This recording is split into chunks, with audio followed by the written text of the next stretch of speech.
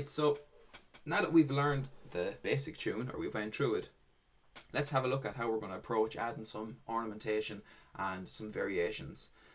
I'm just going to first show you some general ornamentation and variation that you can use, and then at the end of this video I'm going to have a look at a few different good recordings on YouTube and have a listen and see what other people are doing, and see can we pick out a few ornamentation or a few different variations that are being used and put them in as well, because it's always good to check out what others are doing too, because you can just learn so much from others. So yeah, the first thing I suppose what we should look at is the fact that the jig is in 6/8 time. So the number on top is telling you the amount of whatever is written on the bottom. So the 8 is telling us that it's quavers. So it means per bar we're going to have 6 quavers in it. Now this is in compound time, and we have an accent on the first and the fourth beat in the bar. So that's 1, 2, 3, 4, 5, 6. It's a little bit tricky to see it here in this first bar if you're not used to looking at notation. But if we go to the second bar, you can see that there's 6 notes here. 1, 2, 3, 4, 5, 6. And just zoom in a bit more just in case it's difficult to see. And yeah, so we got 1, 2, 3, 4, 5, 6. We have an accent. You can't see it here from just looking at the notation, but when you listen to it, there's an accent here on the first and the fourth beat in the bar. So we've got that 1, 2, 3, 4, 5, 6, and to create that accent and on the first and the fourth, we use down up down, down up down. So that by doing the downward pick on the first and the fourth, it helps us create that. So people say it's hoppity hoppity hoppity hoppity. Yeah. So that's that. If we jump back to this bar now here, we can see that we have a dotted crotchet, and the dotted crotchet is made up of 3 quavers. So that's A. You have the option of playing it as a dotted crotchet and let it ring like, and then so. Or you can just break it up and do A. So. And if you're not used to doing this down up down jig picking pattern, I'd recommend just breaking the whole tune up into 8th notes or into quaver notes, and have the whole tune just a constant until you get used to doing that. And it's a good idea as well when you're doing that to tap your foot on the first of every 3. So 1, 2, 3, 4, 5, 6, 1, 2, 3, 4. Okay, so that's a little bit on the rhythm and the picking pattern. Now let's have a look at adding in some variations and some triplets and some ornaments.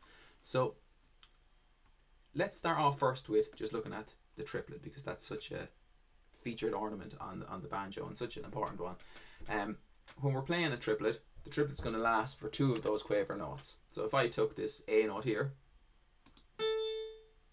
I could play that as a triplet and play and replace this note and this note.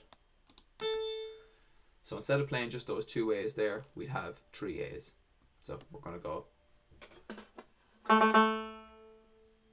That's going to replace those first 2 A's, and then we're going to come back in here on this A here. And if you just go over to this bar again here, we can see the picking pattern written out.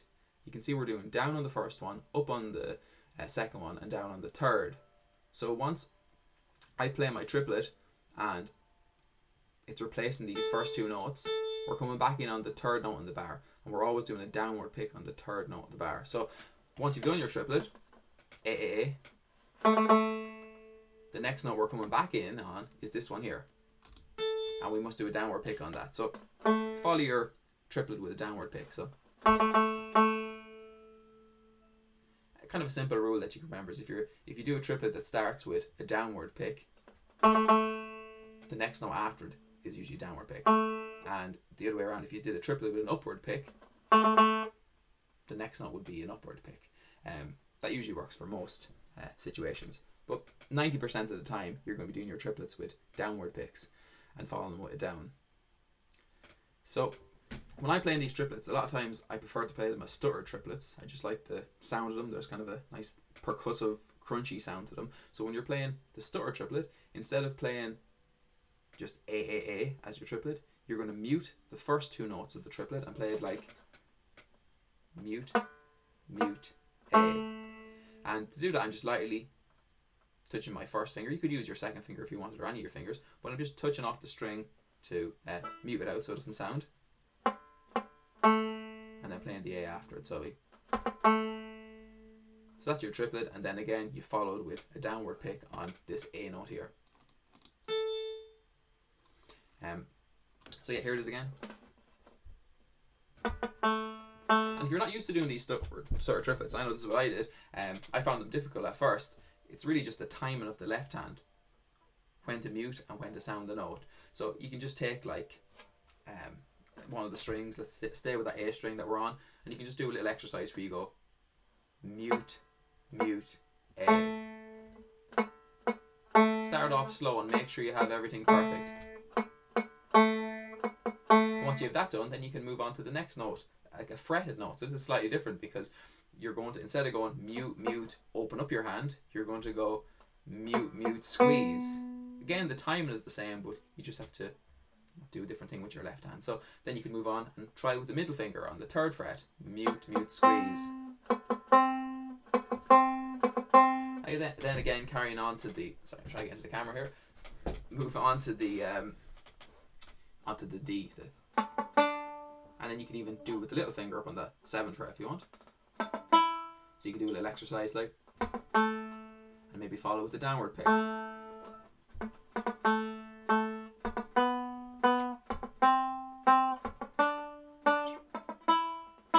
Just to train your right hand to do the downward pick after the triplet as well. So yeah, that'd be a good little exercise to mess around with if you're not used to doing those triplets, stutter triplets. Right, the next thing that we could add in is some double stops or some chords. So we're playing in the key of D Mixolydian, and when you're in D Mixolydian, it's just like the D major scale, except the 7th note of the scale, which is usually a C sharp, is flattened and you're playing it as a C natural. So yeah, the scale is made up of D, E, F sharp, G, A, B, C natural, and D. And usually the two main chords that are used in these tunes are the D major chord and also the C major chord. There's often the G chord and a few other chords as well in it, which we might look at in a second, but they're the two main chords. And if you just take each chord, so let's just say the D chord on its own, and you say, what is the D chord made up of? So the major chord is made up of the 1st, the 3rd, and the 5th. So this is your triad. You got D, skipping the next one, skipping E, so F sharp, skipping the 4th, skipping the G, and A. So that was D, F sharp, and A. And if we kind of look through the tune and see, is there bars where there's lots of Ds, F sharps, and As, that's a good place where you could add in a D chord. Now you could play it as a full chord, which would be made up of at least 3 notes, the D, F sharp, and the A, or you could just play it as a double stop, which is a bit more common on the banjo and mandolin and fiddle and all that kind of stuff, where we're just playing 2 notes. So if we go here to let's just take again this first bar. We see that it's A. You might think that you would play an A chord there because it's full of A's, but really what's happening is the D chord is made up of D, F sharp, and A, and those 3 A's are notes that exist in the D chord. So you do a D double stop there. So you play your open D and your A together. And again, if we go along here, you can see on this, what's that, the 3rd bar, instead of, we've got a C there, so we can play a C double stop there, or a C chord. Now, like I mentioned earlier, the C chord, I think I mentioned, is made up of C, E, and G. So that's C, skipping the 2nd, the 3rd, E, skipping the F, G. So C, E, and G is what make up the C chord. So you could play your double stop as C and E together, or you could play the C and the G together, and depending on which one was more comfortable to play and which you think sounds better, you can then decide what you want to do. Okay, let's just quickly scan through the tune and see if there's any other places that would be good to stick in some double stops. Oh yeah, so here, look, if we go on to this part C, we have F, D, D. So like I explained earlier, the D chord is made up of D, F sharp and A, so we could put in a D double stop here in this bar here, or this part, these three notes. So you could actually just take the notes that are used, the F and the D, and go. Now the next three notes are made up of G, D, D. The G chord is another chord, the fourth chord in the key of D is another chord that comes up quite a lot in these tunes. So you could combine the G chord, sorry, is made up of G, B and D. Again, I'm doing that 1, 3 and 5. G, not A, B, not C, D. So G, B and D. And we could play a G chord here in for these three notes. So you could play it like, and I'm putting that double stop in on the first and the fourth note in the bar, where we have those accents to really highlight the accent. Another thing that you could do, which is quite interesting, is you could make up some melodic variations based off those chords. So if we say that these three notes are, we're going to use the D chord over it, that's D, F sharp and A, we could play around it. Instead of playing F, D, D, we could rearrange those notes and play like F, D, A, playing chord tones. Then the next three notes here, we said was based on the G chord, so we could play the three notes like an arpeggio. G, G, B, D are the three notes that make up the G chord, but we're going to play it in this descending. So we can play F, D, A, G, D, B, F, D, A, and then you might want to continue as normal. So it'll be like, again, one more time, it'll be.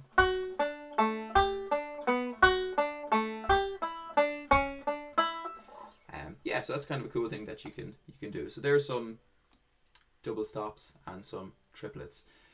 So now let's have a look at some recordings on YouTube and see can we take some ideas from what other people are doing. So I'm just going to jump over here, and I have loaded up here Paul Brady and Artie McGlynn.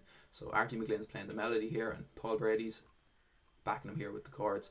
And if we have a listen, actually another thing I just wanted to mention, if you don't know already, it's really handy. You can slow down these tunes or these recordings on YouTube by going to the settings, clicking on the gear wheel, going to playback speed, and selecting whatever speed you want, so 75%. Put that on there, and we just have a listen here. What we're really listening out for here is the variation I'm going to show you is, you'll hear on this third bar, he bends this C note and there's a bend on the D note. So this is a bit easier to do on the guitar, but it's cool just to try it out on the banjo as well. So let's have a listen.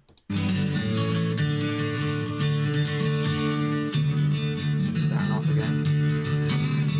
There it is.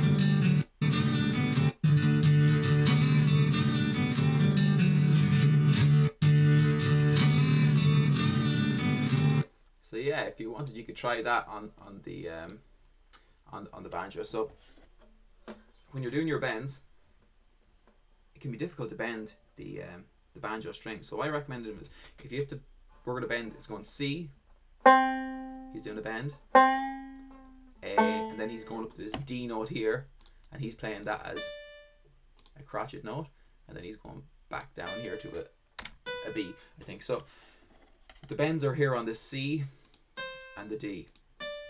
So that would be, the 3rd fret and the 5th fret. So if you put your 2 fingers down at once, it makes it much easier to bend the string because you have more strength. You're not just trying to do everything with this one middle finger on the 3rd fret. I'm using my first finger behind it as well to C, A, and then we're going to the high D. Again, you can put down, 2 fingers, 3 fingers, whatever you want.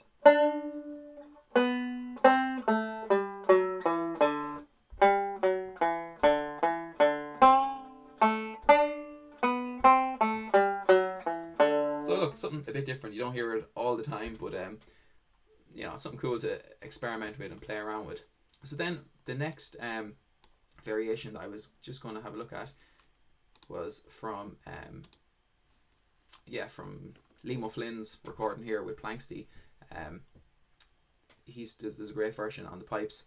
So I'm not sure if this is actually a deliberate variation or is this just the way he plays the tune, but it's different than the way we played, or I showed in the video at the start. So if you just check out here, this is where he plays the. So this is in part B, and I'll just throw this up again. This bar here. So I'll just play this quickly. Sorry. Again, it's slow it down. Go to your. So we can hear what's going on. Maybe do half speed.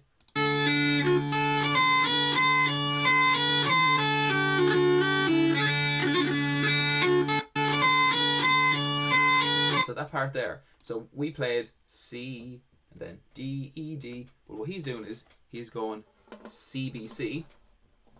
So 3, 2, 3, 2, 3, and then he's doing like D, C, B. But this brings up another interesting idea, that where the accented notes are, there you could say that those notes are more important than the other notes in the bar.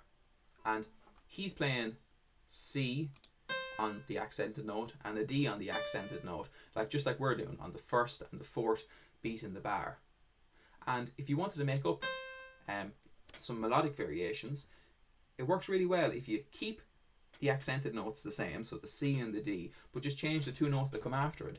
So what he did was played C, B, C. Again, the D was the same, but then he played D, C, B. So that sounded like. Try again this camera. We're going C, B, C. But you could play around with this and make up a sequence. Keep the C the same and play C, B, A, and then keep the D the same and you have D, C, B. So you have this kind of this sequence where it's kind of descending, going C, B, A, then D, C, B. So you could experiment and mess around with these notes and change them in different ways. Keep the C and keep the D the same, but change the two notes that follow after it. So yeah, the last video I just wanted to check out is this brilliant recording done by Katrina Lagan. Such a good banjo player. It's amazing that she's 13 here, and she's just so good. And she does a lovely variation here on part C. And let's just look at that to finish off. So we'll slow it down so we can work out what's being played.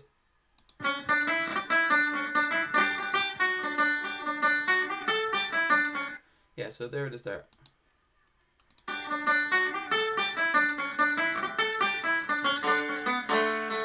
added lots of double stops and stuff there as well, which is nice. Just tune back there again, sorry.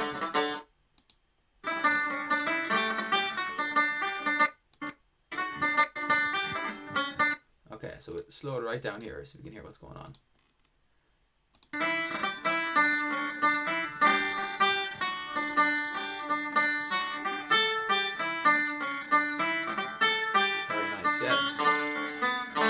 So this is being played the same as the way we played it, or I played in the first part. And then instead of playing F, D, D, she kept the F like we were talking about, and then went F, G, A. So F, the accented note is the same, but this note changes. So this nice little run up there, and then it's the same.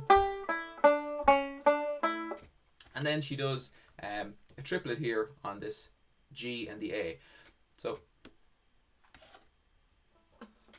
another type of triplet that I don't think I mentioned was where you have two notes that are on the one string. So this G and the A, they're two notes and they're on the one string, especially when you're starting with it, when it starts with a downward pick. So it's two notes on the one string and the first note starts with a downward pick. So like here, G and A are both played on this first string and they're starting with a downward pick. So what you can do is we can play G, G, A.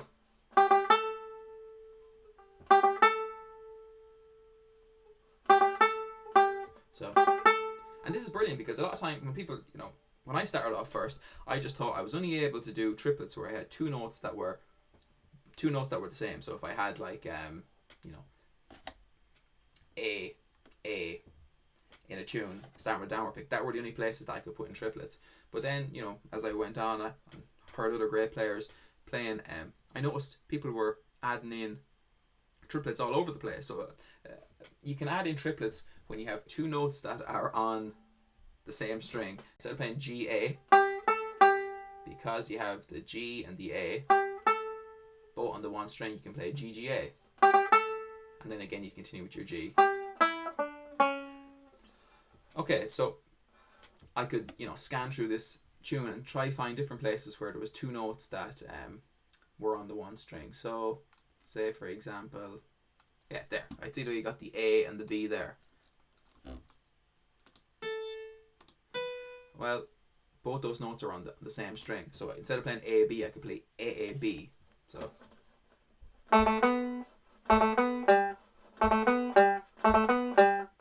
or even here, you got the G and the E. Play G G E.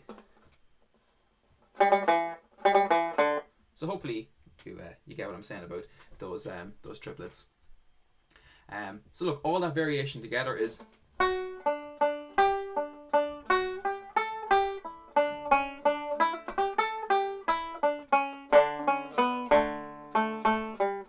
alright. The last thing I just wanted to show you was a couple of weeks ago I uploaded get rid of that, sorry. A couple of weeks ago I uploaded some Bodhran backing tracks here on YouTube. They're a great way to practice along and get your timing down and also pick up speed. So I can leave a link in this video, but stick on, if you're interested, stick on the backing track. You'll hear the 1 2 3 4 at the start. If you do the jig rhythm 1 2 3 4 5 6 1 2 3 4, it'll set you up to play. So I can just stick it on here. 1 2 3 4. So, you know, play along with the backing track, and then once you've done that and you're comfortable, move on. Then you can see there's a playlist here on the right, and go to 100 beats per minute. Try it at that speed and keep moving up along until you reach a point where it's no longer comfortable. It's maybe you're tensing up a bit, and then either jump back one video to where it is comfortable and just keep playing at that for, you know, a couple more days, and you'll find as time goes on you'll get used to playing at these speeds and be able to improve your speed if that's what you're interested in doing. Alright, look, I hope you enjoyed this video that I did, and looking forward to hear more videos, and looking forward to hear everyone's version of this great tune. If anyone's interested in doing any lessons, I do in-person and Zoom lessons. You can check out Music Lessons at David Whelan. And look, have a good summer, and thanks very much for nominating me to do this video. It's an honour, and yeah, look, have a great summer and look after yourself. Talk to you soon. Thank you very much. Bye.